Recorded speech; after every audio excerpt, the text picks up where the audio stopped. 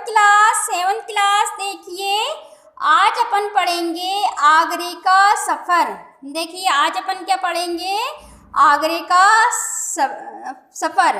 तो देखिए आगरे का सफ़र पढ़ेंगे, पेज नंबर 28 है, पेज नंबर 28। तो देखिए आगरे का सफ़र अपन पढ़ेंगे। तो देखिए आगरे का सफ़र पढ़ने से पहले अपन कुछ मायने इसमें दिए हुए हैं, वो मायने हमें याद होना ज़रूरी है। तो देखिए आगरे के सफ़र में क्या क्या दे रखा है, तो इसके पहले हमें मायने यानी कि मीनिंग दे रखे हैं कुछ, वो मीनिंग याद करना बहुत ज़रूरी है, जिससे कि हमारे सबक समझ में आ जाए और ये मायने आपके इम्तिहान में भी आते हैं। तो देखिए सबक आगरे का सफ़र पढ़ने से पहले हमें इसके मीनिंग मालूम होना चाहिए, इसके मायने मालूम होना चाहिए, ताकि हमें सबक आसानी से समझ में आ जाए। तो देखिए पहला है मकामात।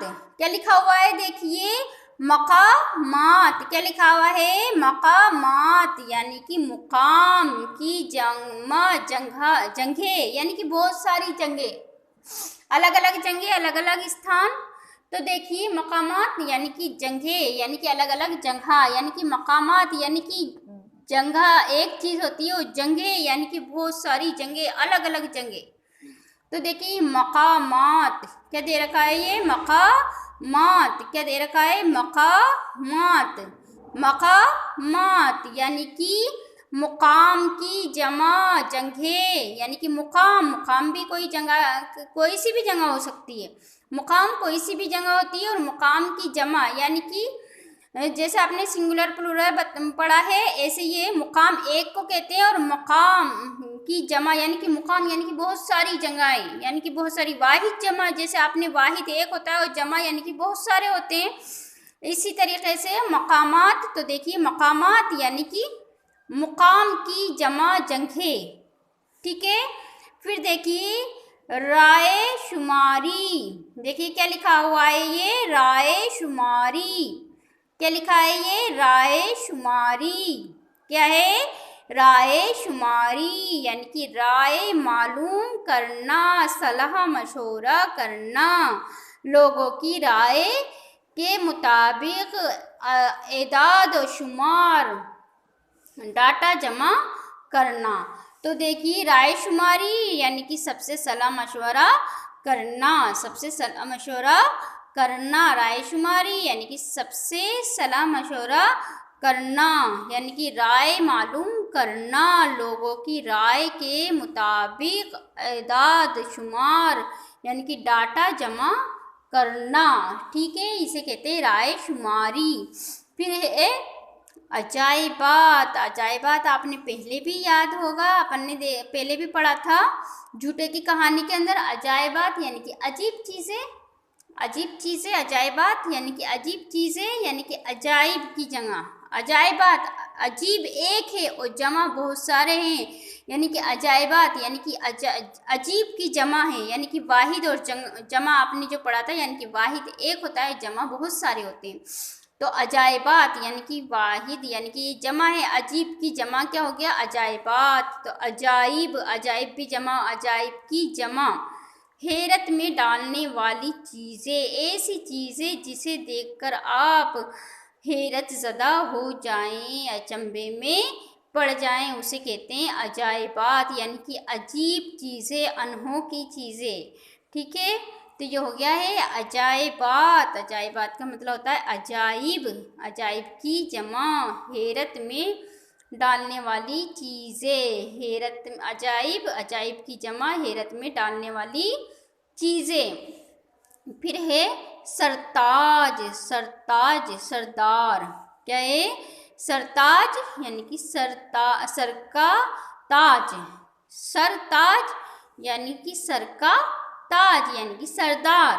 सरदार को क्या कहा जाता है, सर का ताज कहा जाता है, यानी कि सरताज कहा। सरदार को क्या कहा गया है, सरदार को क्या कहा गया है, सरताज।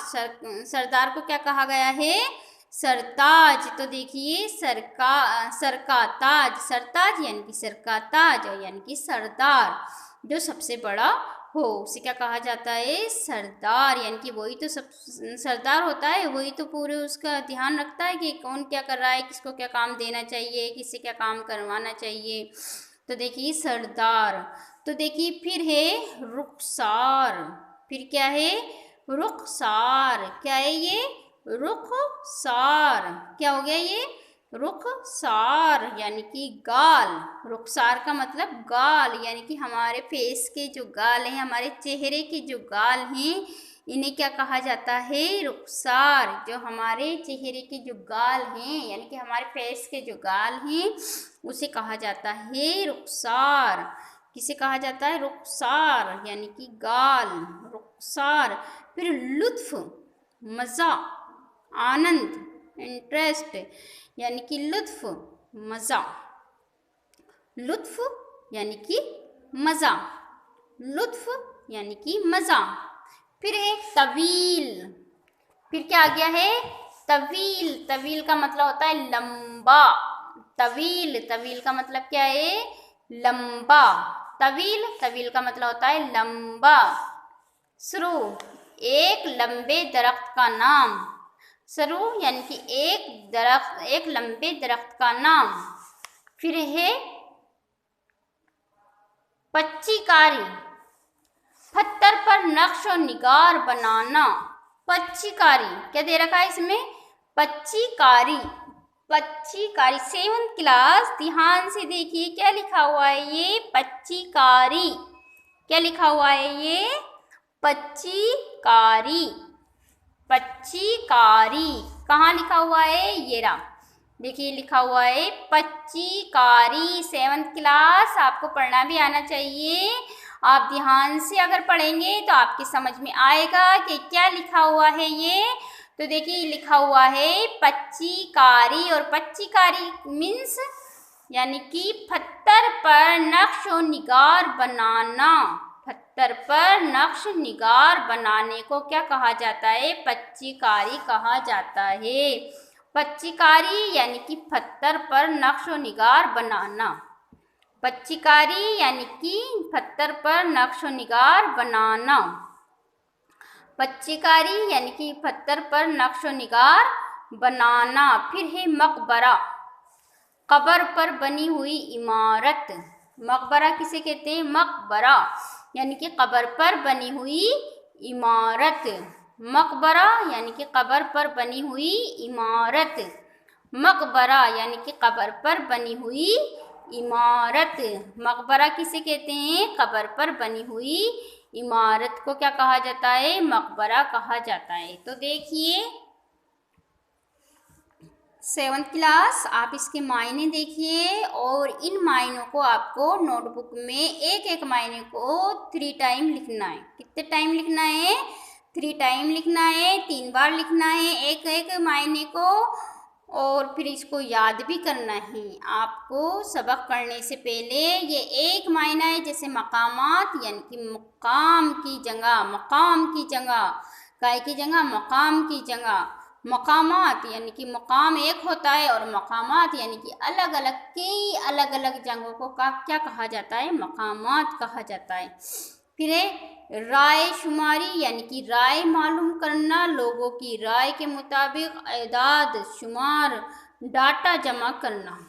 फिर है अजाइबात। अजाइब की जमा हैरत में डालने वाली चीज़ें। अजाइबात यानी कि अजाइब की जमा हैरत में डालने वाली चीज़ें। फिर है सरताज यानी कि सर का ताज, सरदार।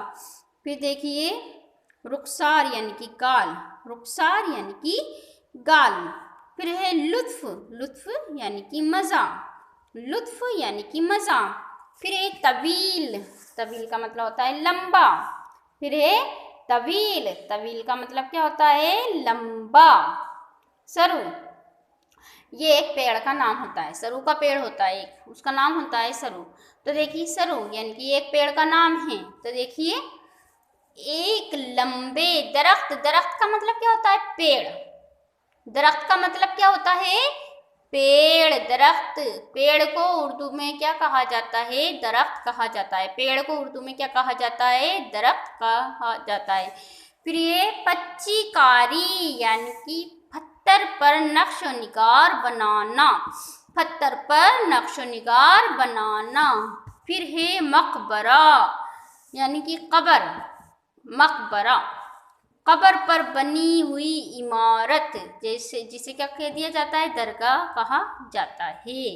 मकबरा यानी कि कब्र पर बनी हुई इमारत। तो 7th क्लास ये अपन के मायने थे, ये मीनिंग थे, ये आपको लिखना है और एक एक मीनिंग को 3 टाइम लिखना है, 3 बार लिखना है और याद करना है, ठीक है।